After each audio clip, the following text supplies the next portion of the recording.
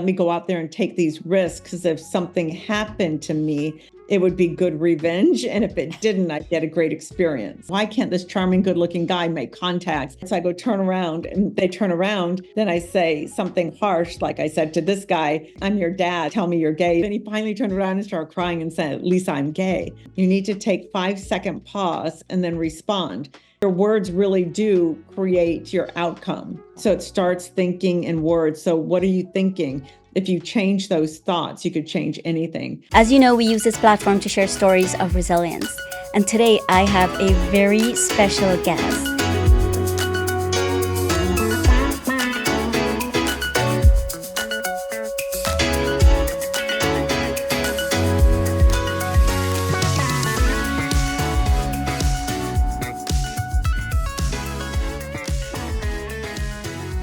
Hey everybody, it's your Sally Allen podcast host again. It's so good to see you. Today we have this incredible guest. Her name is Lisa. And to tell you a little bit about her, she does not like to be fit into a box. I will open with that powerful statement. She thinks outside the box. She's a mama, a life coach, an author, a transformational speaker, a TV host, and an avid traveler. She has some exciting travel stories. Her journey has taken her to 60 countries, from boardrooms to colleges to prisons. Interesting. She helped people to find their superpowers so that they can live a most purpose-driven and authentic life. Lisa, welcome to the Sally Allen podcast. We're so glad you're here. Thank you so much. It's so good to be here. Yes. And I think I have a short version of your bio, and I know you do a whole lot more. So I'm going to open up with, tell us, what else do you do? What else do I do besides what you said in the bio? Yes, I know you do a whole lot more than that. Yeah, I think we all do. Yeah, everything flows where each day, each month, each year is different. So I usually like to focus on one thing each year and accomplish that goal. And I think in my, 22 to 40, my real purpose was traveling and to really dig deep into countries. That led me on a 60 country journey and living in about 5 or 6 of those places, and then creating projects wherever I went. So I would interview people and, just ask a lot of questions. I would stay with people. Instead of being a tourist, I really wanted to be a traveler. And then I decided to go find my roots in Iraq, where my dad was born, because a lot of the upbringing, I like to say I grew up under a Baghdad roof in San Diego. So a lot of my upbringing was from that mentality. So I wanted to understand it and figure it out more. And when I went there, I ended up going to Tilkef, the small Christian area where my dad's from. And I went to an orphanage there. And then that just broke my heart, seeing all the children there. And that started me on a 5-year, 15-country journey, going to these orphanages and working with the orphans. And I wrote a book called Whispers from Children's Hearts. Then that really ignited my career of author speaker. Otherwise, it wasn't even my agenda. So, but that's what I spend most of my life doing now, being a TV host, author, and speaker. Wow. What initially, I know you went to Baghdad because of your roots, but what initially got you to say, I just need to go out there? Was that your first country, or you went to visit different countries and then you're like, oh my gosh, I need to be where my roots are, and that's where you started your journey? Well, when I was 16, I came home late. It started with a cake and a gun. I was baking a cake for a girlfriend for the next day at school, just a couple of houses down, and I came back before when the streetlights came on, and that's a no-no in my household. And my dad was there, and he said, "I'm sending you to an orphanage," and he had this gun in his hand. Oh my God. He owned grocery liquor stores, so it was always on him. And he's like, "Send her to an orphanage," and all that stuff. I'm like, "Oh my God!" And that's where I thought, what is an orphanage? We didn't have orphanages here. And, all my sisters, I have 4 sisters, and they were just like, oh my God. And my mom, she's like, calm down, because he was never home. So he was nervous because this is when all the serial killers were out, Charles Manson. and he just wanted all his kids safe, and he had 5 teenagers at the same time. So he was trying to make an example out of me. But that just got my curiosity going of, what are, orphanages? Why is he so overprotective? Who are all the bad guys? And that sent me on a journey of being rebellious. So I started hitchhiking secretly. I started just, going to anybody. Why am I supposed to be afraid of you? Are you going to kidnap me? Are you going to hurt me? Why'd you pick me up? And they're like, no, I'm just taking you to where you want to go. Then why do you have this broken down car? Why do you have tattoos? Why do you have piercings? Why are Wow. you, you know? Yeah. So the curiosity just kept going and going. And then I decided to move out at 22 to go to LA to, be an actress. And of course, that wasn't allowed. So I was disowned and all that stuff, but I did it. And then at about 26, 27, I said, oh, I need to find my roots. Let me go to Iraq and, travel more. But when you're up in LA, everyone's so much more open-minded, especially in the arts, and everyone traveled a lot. So I'm like, everyone's just traveling. And my friend said, yeah, you don't plan it, you just do it. Like, let's go someplace. You want to write a screenplay? Let's go to Tahiti. And he took me to Brando's Island. And I think we left 3 days later. So hotels, no this, no that. Yeah. And we just went and did it. I'm like, oh my God, this is so easy and so fun. And then we did another trip to Belize and this and that, and to work with Francis Ford Coppola. He has a writer's retreat there, and he's like, oh, this is where this is. And all of a sudden it just opened my eyes. So you could just get on a plane and go. You don't have to save. You don't have to stay in the nicest place. There's all these, at that time, places were $10 a night even. So it made it very easy, and it opened my eyes to so much more than just, living between 4 walls in San Diego, going to Yeah. school back. Lisa, it sounded like your dad lived a fear-based life, but it didn't sound like any of that rubbed off to you. It sounded like you came out the opposite way of that. Is that correct? Well, my dad did not live a fear-based life for himself. He was a Right. rebel in Iraq. He led demonstrations. He was the guy Oh, always getting in trouble. He was the troublemaker. He's always the life of the party, and he's fearless in his life, but not for his daughters. mm, Daughters are sacred. Daughters need to be protected. Get them married. No relationships except for with your husband, and all that kind of stuff. So he really wanted us to be married by 22 and have several kids, and work in our husband's stores or whatever their business is, and a nice safe life for us. And when you have 5. yeah. 5 daughters. So when you and I initially spoke, some of the things you told me that really fascinated me was it was very fascinating. You talked about meeting some of the leaders when you went to the Middle East. Tell us like a story of when you met one of those leaders. I know I don't want to say the name, but you tell us. Well, as something hit me, and I'm like, oh, I've got to go to Iraq. And there's always war going on. So this was during Desert Storm, and nobody would go with me. So I decided to just go by myself. And the expats were going to be there at that time. So I thought, oh, maybe I could hitch a ride with them somehow, or I felt a little more connected because, there's people from all over the world that go there every 2 years for about a month. So I booked my trip for a month. And my idea was, I saw Christiane Amanpour on the news and saying you can't fly from Jordan to Iraq. You have to take an 18-hour bus ride now because they shut down their airport. And I thought, oh my God. And they stopped the bus 5 times, and they were kidnapping Americans and all this stuff. So I thought, oh, I could go to Jordan, get kidnapped, and then I could turn the terrorists into humanitarians.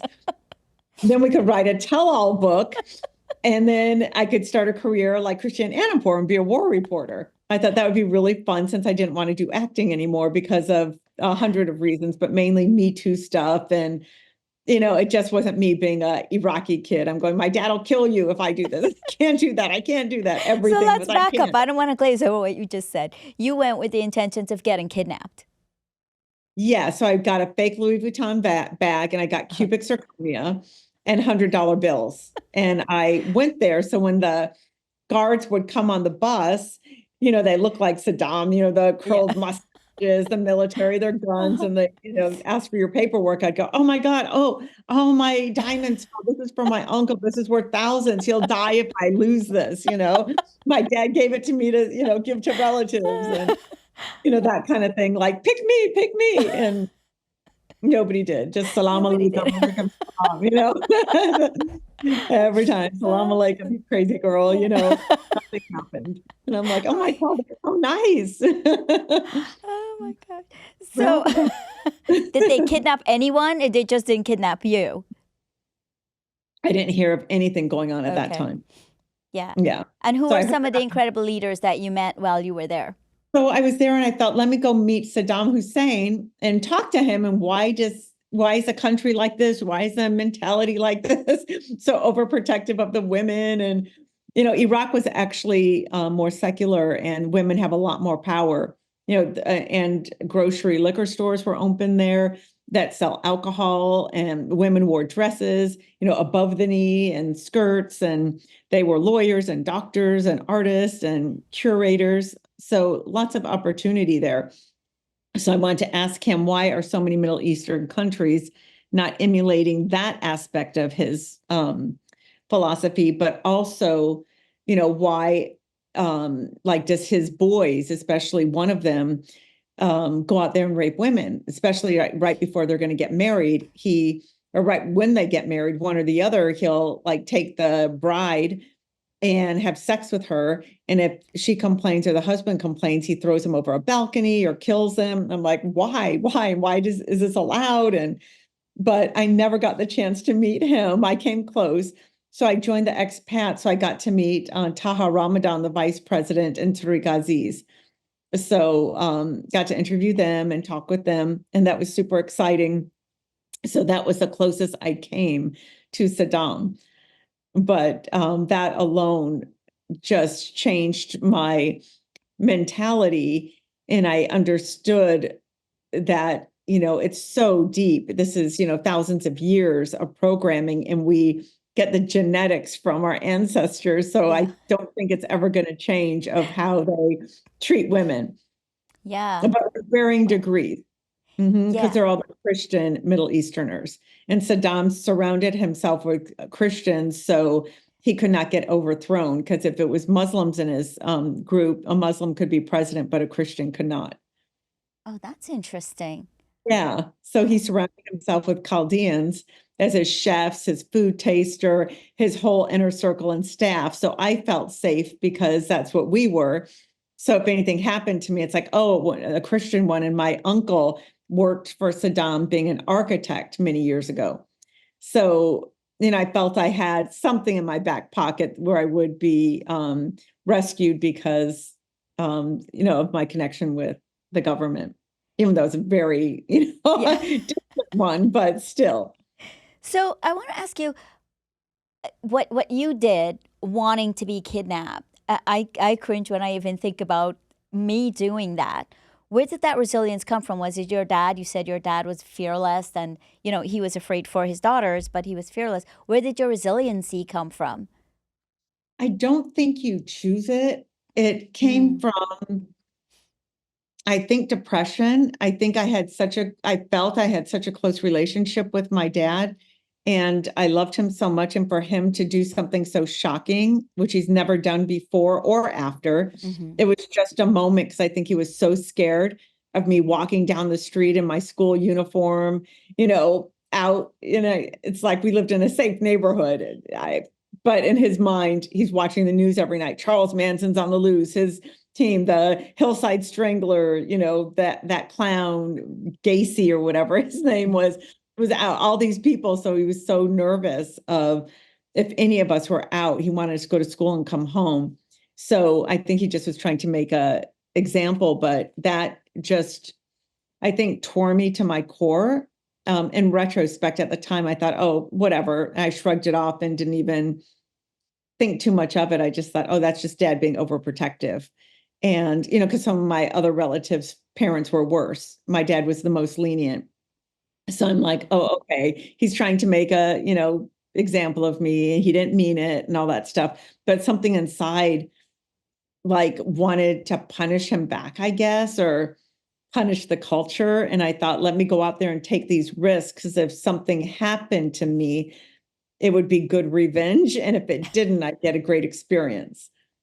Wow. Without overthinking it at the time. In retrospect, I'm looking at that going, I had no fear. I would Yeah. go anywhere, do anything, because I was just, not happy. I felt a part of my world was crushed. And I so understand kids today. I understand cutting. I understand depression and feeling lost or feeling alone and all that stuff, I think, because of that one experience. Yeah. So I thought, since I tested it so much, I hung out with the Hells Angels and went to them. I knew where they were in Pacific Beach. They were guarding this restaurant, these areas. They paid them to, in case they needed for anything. So, like, security, like Yakuza in Japan. But so I befriended them, went to their place. So I just felt I had the superpower with, the people who chose a different path to be more of a rebel and be on the other side of the law. So I thought, oh, if I go there, I know I'm going to be able to connect to whoever kidnaps me, because I've had this experience with all these people in Los Angeles and in San Diego. So yeah, so I felt it's Yeah. not a problem. I connect with them because we're both broken, Yeah. and we get each other's language. Yeah. How did your dad reacted to all of that? And did you Oh, he did realize you not were want being me to like go. your dad, because you told me your dad was a rebel, so it seemed you were walking in his footsteps. How did he reacted to all of that? Oh, you can't go, you can't go. And I said, I'm going. It's like, you can't go. I was 26 or something. I was like, I'm Yeah. going. So, so I went once there, and I brought a camera and all that. He got excited because a couple of his close friends and people he grew up with found me right away. And, oh, you're Heckman's daughter and this and that. And then I called him and put those guys on the phone, and some of them he hadn't, spoken to in 20 years. And he's like, oh, Hashamasha, talking, and, oh, we got your daughter, we've got her covered and no problem. Yeah. And, so then I took a picture of his school, I took a picture of his house and video, his high school and where he grew up. Yeah. Yeah. So, and pictures of his friends all saying hi to him. So then he was really excited. Oh my God, that's my school. That's what it looks like. Oh, that's my house. That's who's living in the Yeah. house. So it Yeah. really bonded us and made us a lot closer. Yeah. So I can see how doing all of that, understanding kids especially, will pivot you into coaching. So being recognized as one of the top life coaches to watch in 2023, what was some of the methodology that you use that put you on top of the charts? Well, I created this system called soul blazing, and it's the imposter model, where I came up with 7 key factors in you that create imposter syndrome or make you not feel good enough and make you feel scared and afraid or make wrong decisions. And it's like putting on a mask with whoever you're with. Then when you take off that mask, you get to be authentically you. Mm-hmm.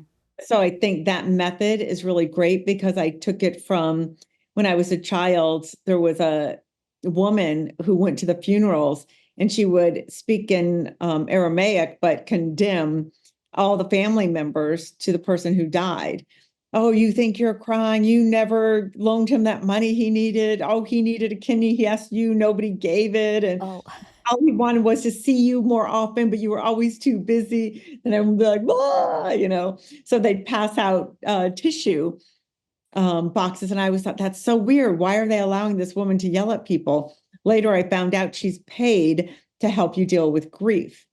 So that's part of soul blazing in a way. I'm kind of call people out on their stuff, and I read what's going on with them, and then I say it. And then once your skeleton is said out loud, whatever you're holding in the closet, you don't want anyone to see, I say it. So then it's out so you could speak it. Then I give them an imposter, like you are the victim imposter. They're the victim, the egotist, the seductor, the joker, the fixer, the overthinker, and the judge. So once I give them one of those labels, and I tell them to speak to me from that aspect. So not them, they're their authentic soul. But the mask they put on is like the judge or the victim. So they make mistakes based on that. Oh, So cool. I'm judging that person, not them. So then they're like, oh yeah, blah, blah, blah, blah, blah, blah, blah. And they could talk and they could share. Like I had someone who has been to therapy for 10 years and he was 32. He said once a week, and he said he's going to do that for the rest of his life. Then he moved to LA from New York, and he said he was looking for someone. I said, I'm not a person who holds your hand. I do, 6 to 8 sessions. That's it. Then goodbye. And if you want that person to stay connected, because they say you need one person who really sees you and understands you.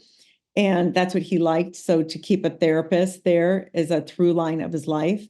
Mm. So I said, that's not me. So I'll hook him up with someone. So I said, tell me your problem.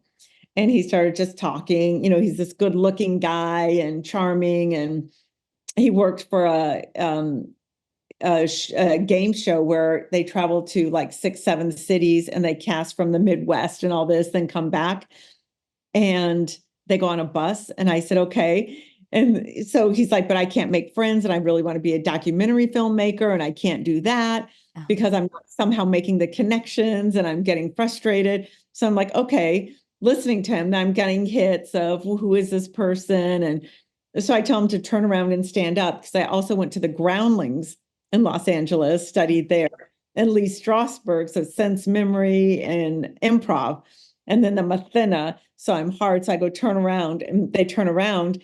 Then I say something harsh, like I said to this guy, I'm your dad. Then I said, tell me you're gay. He's like, I'm not gay. I said, just tell me it's turn around, tell me you're gay. Turn around, tell me you're gay. Turn around, tell me you're gay. Then I go rah and react how his dad would react. Now, okay, tell me now I'm your mom. And then I would react how, oh, you ruined our family. You did this. And and he's like, Yeah. I'm not gay. I'm like, turn around, tell me you're gay. Then he finally turned around and started crying and said, Lisa, I'm gay. And I Yeah. said, oh my God, I didn't even know if that was true or not. I was just saying something to shock him so he would share whatever his truth was. And but that was the hit I got because I'm going, why can't this charming, good looking guy make contacts? So he basically, long story short, that he used to drive an hour away from West Hollywood, which is all gays there, to go be with somebody, have a partner. So he had all these secrets. So you can't really bond when you have all these secrets. And, like that taught me something. So I told him to create a notebook and all the cities he's about to go to cast that show. He's going to put flyers in gay bars and say he's going to come and interview you. So he did that. And I said, the last one will be your dad in New York. So he drove from LA, on this bus through the Midwest, interviewed everybody in these bars when he wasn't working, went home, interviewed his dad. His dad said, well, of course we knew. And so the documentary is called Dad, I'm Gay. And he did it. So now he's a documentary filmmaker and, really fixed a huge Yeah. secret of his life and changed him. So I think I've done that so many times. And I go on stages all over the world and I work with people on the stage, really discovering secrets or parts of them that they have never shared publicly. Yeah. It sounds like Dr. Shiraz's methodology with the judge and the sage. Mm-hmm. Uh, yeah, I have done his courses and I think it's great. It's really scary when you're being the judge, and I hear you say you're being the judge and you're going at people like, emulating that person in their life that they're mostly scared at. Yeah. I love that methodology. One of the methodologies I use though is the running parachutes. How do people release their running parachutes? And I go deep into that, taking them back to their childhood and talking to them about things that happened, because I think when we're coaching people, a lot of times it could turn a little bit into a therapy session in order for them to release that running parachute of whatever is holding them back from their childhood. So I Yes. take them back. It's the root cause, right, of everything that's happening. More than Yes. likely, 99% of the time, it comes from something in their past. Like I've had people I've coached where I've said, why are you so scared of that promotion? Or why don't you have the confidence? And finding out that the mom was always comparing them. There was a comparison with the kids. And they grow up with that I'm not good enough because I'm always going to be compared against someone else. So I love that methodology that you use also. It's great. And I love Dr. Shiraz. It's his hi. Sorry, I got a little distracted there. Yeah. So that is great. You told us you're a TV host. Tell us about your TV show. Well, I've done a lot of shows. I did one for Amazon. I did some for YouTube, the Legacy series, like 15 years ago, and then that led to the Amazon series, and that led to another series, conversations with master teachers, then activities with metaphysical teachers. And now I'm doing another show, which I can't name it, but I'm shooting at the end of this month and in March. Ooh, that's exciting. All right, you Yeah, sure you can't name it? I can't name it right now, but it's really exciting. Again, it's hosting, and it's a Yeah. certain genre, and it's really interesting. Very clever idea. Yeah. So, and I love that because you get to, I love asking questions. I love learning. So to me, each person is like taking a trip somewhere. Yeah, yeah, very good. Um, Lisa, what other methodology, apart from that methodology that you use, what are some of the other things you do with your coaching clients? Well, I do so many. I think you cannot change your life unless you change your energy. Mm-hmm. And once you change your energy, people see you differently. So when I have depressed clients come in, or I have people who just can't get from A to B, can't finish their screenplay, I'm going, oh, it's all about energy and self-worth and self-esteem and that kind of stuff. But if you change that, so I ask what their day is, and then I walk them through of what to do, even if they walk 15 minutes twice a day, if they do their affirmations, I call them declarations, because I think once you look at, who am I in the world, if you really go deep to the messages, oh, I'm a fraud, I'm an imposter, all this kind of stuff. You hear that all the time in Hollywood. So I'm going, how do I change them from they're not an imposter? So the first, what do you do when you wake up in the morning? What are the first three or four things? Mind, body, heart, soul. Do something for each of those. Read something, stretch a little, meditate. What are you grateful for? Write three things and have all your gratitude journals there. Just write every day, three things in the morning and at night. And once you do that, you start shifting. And if you move your body, I think going for a 15-minute walk in the morning and in the afternoon is great, besides any other exercise you do, because it's just moving your body and shifting. Then looking in the mirror and telling yourself you love you. That's part of the soul in the morning exercise. So I do gratitudes, I do my yoga, I do my eye gazing, and I, write my gratitudes. I do all this stuff. So my day starts off in a way. So whatever hits me, I'm like, oh, I'm in gratitude. At least I'm in a position to have this hit, compared to not having, Yeah. big projects. If something falls through, like I'm supposed to go to Bali and teach the inaugural retreat at Russell Simmons Retreat Center, the founder of Def Jam Records, and co-leading it with Ben Vereen, who's the iconic actor, singer, Broadway star. And now it looks like it's postponed till September because he's building this amazing wellness center. He wants it to be like the best in the world, and it's not finished yet. And I can't have all my guests come there because I'm selling the wellness center too. It's going to have Yeah. anything and everything. It's going to be amazing. So it's like, I've been planning it, but I put that time, but I'm like, okay, I already blocked that time. Let me just maybe go to Europe instead and go visit friends, something like that. So you could be flexible and play Yeah. more. Yeah. But it sounds like you're well grounded, but what is your kryptonite?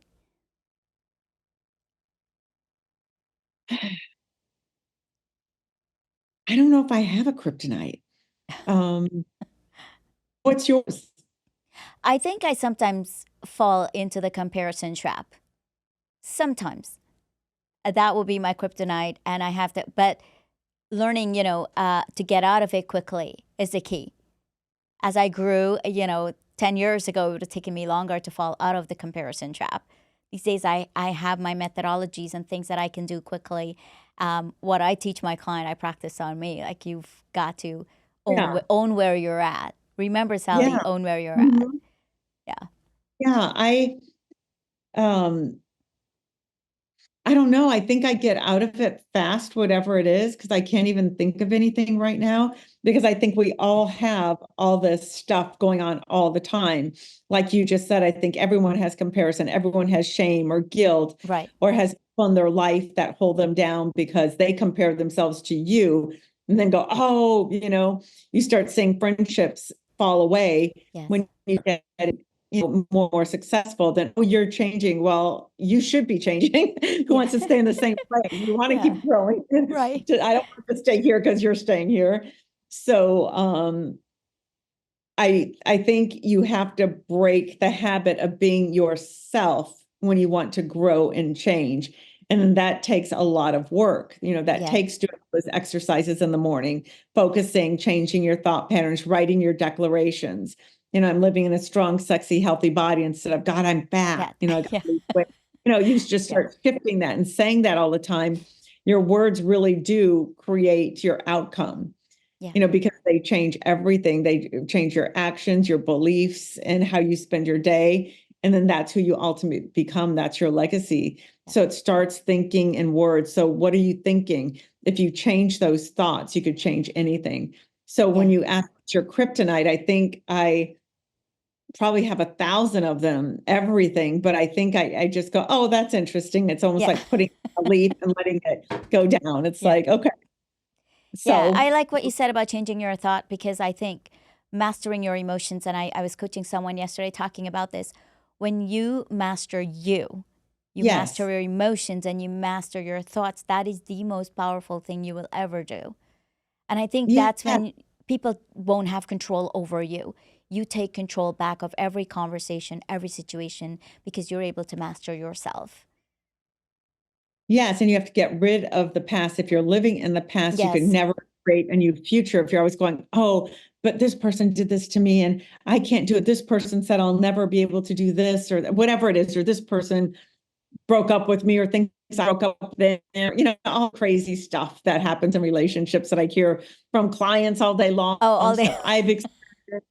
Yeah. You're just like, wow. And but I think once you get to a certain point, I've been doing this for like 25 years. Yeah. So if you asked me your kryptonite before, it would go, oh my God, do you have an hour? Everything knocks me out. I'm so sensitive. It's like if you say, oh, I don't like your hair. Oh, are you kidding? I can't work for 2 weeks. I And mean, it now you're was like, just, I don't care if you don't like my hair. I'm wondering if I like your hair.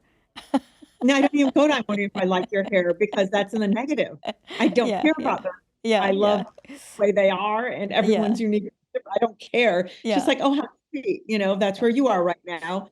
I'll love you through it. I don't care. yeah, I just, okay, you're wonderful. That was your imposter. That's your victim imposter. If yes, you want to work with me, we could work on that, of why you would even say that comment. But mhm, before, it was just like everything. Oh, am I something wrong with me? Is this, yeah, it was a completely different yeah, state. I could get knocked over very easily. And I think most people can today. yeah.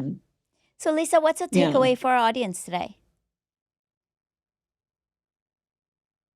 I think what you were saying earlier about, you got to master yourself. If you self-regulate, nothing can come and hit you, nothing can hurt you, because it is just what it is. I am that. Um, we all have a journey. No one's going to have a perfect life. We're constantly having stuff thrown at us all day long, but it's how you handle it. And you cannot handle it if you're reacting to everything. You need to take 5-second pause and then respond. So again, like if you said something to me that was offensive, I would just, okay, good for you. I don't care, because that is on you. It's not on me. And it's Yes, like, that's where you are in your life. And I know what it's like, because I've been there. When I started judging or comparing people or watching TV, I can't believe how she got that part. She's not even talented, or he's this, or he's that. It's then I don't do that anymore. I'm like, good for them. Even if they're not talented, great. They mastered something to allow someone to put them in something to make a living. It doesn't hit me anymore that way. Or God, there's so many bad movies out. How can we be putting out so many bad movies when there's all these great scripts? Especially I like small, independent, really thoughtful scripts that are touch on humanity. I don't like the big action ones and blow yeah, up ones and super produced ones. So I'm like, people are just so numb to truth and real stories. They just want to be taken away. But yeah, before, there used to be like, we need to change. And I was like, so what? That's what people want. I'll stay in my lane. This is what I like. I'll hunt out those. yeah, You hunt out these. So if you self-regulate, do your mind, body, heart, soul exercises in the morning, really monitor your thoughts when you have negative thoughts and say, oh, why did I just say that? I kept a little notebook with me for like 2 or 3 years of anytime I'd have a negative thought, I'd write down, or anytime I'd feel pain or like, it hurt someone that, I'd write it down and say, why did that hurt? And start looking at it and examining it. That's when I was in my master's program. And it was so interesting going, oh, that is so dumb. Why would I let that affect me for the rest of the day? Yeah. If you made a mistake on something, oh my God, or if you didn't do well on a test, I'm so dumb. Yes. It's like, no, Yeah. nothing matters. Yeah. So your Yeah. thoughts are, I your think thoughts self-regulation comes with maturity. It comes with growth. It also comes with help because a lot of people don't realize it. I was doing a training yesterday with some clients and they haven't heard of being emotionally hijacked. When you don't self-regulate, you do get emotionally hijacked. And that's one of the things I've been helping my clients with too. How do we get out of the, how do we learn how to self-regulate, and how do we learn to get out quickly from being emotionally hijacked? Because that would make you that powerful person in the room. So Lisa, I want to thank you so much for your time and all the wisdom you've poured into this episode today. It's been wonderful. Your stories are incredible. And with that, friends, it's a wrap. Thank you so much. Remember to choose your thoughts are incredibly powerful. So choose Yes, wisely. yes. Thank you, Lisa. This was really good. I'll let you know when it's being aired. It'll be a couple of weeks out as we have some other episodes in the pipeline. Okay, beautiful. Thank you so much. You're welcome. Talk soon. Okay, bye, All honey. right, bye.